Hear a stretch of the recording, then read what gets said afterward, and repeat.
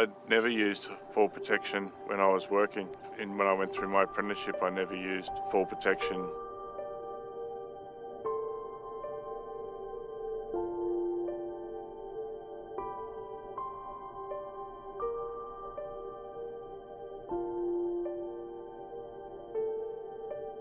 The height safety industry is already working very hard to put systems and to come up with measures so that tradesmen accessing working at heights on any form have some form of fall protection in place.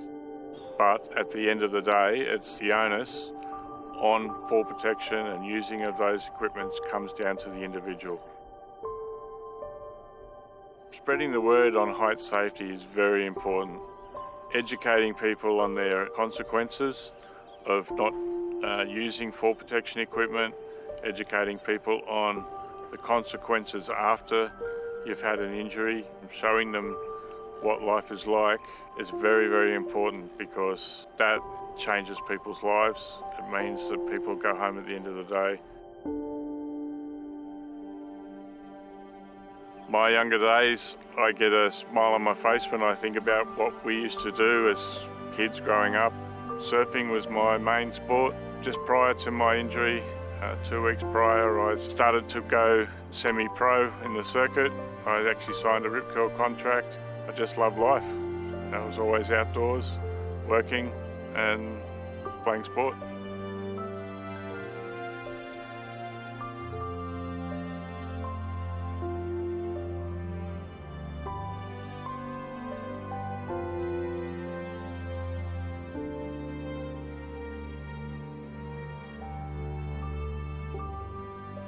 Life is very difficult living with quadriplegia in a wheelchair.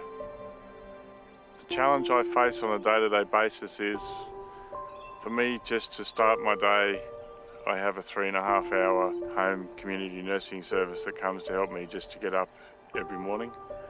The challenges are just basically getting around, whether I'm shopping or doing some form of work. Just general activities are very difficult.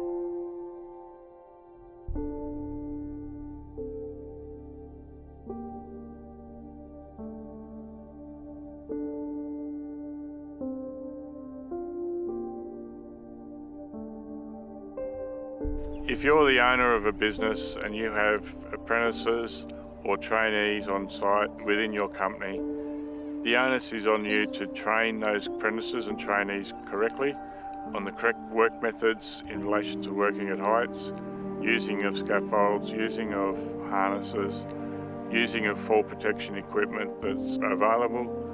And it's up to you to show them the use of the codes and the regulations that are in place to make sure that they go home at the end of the day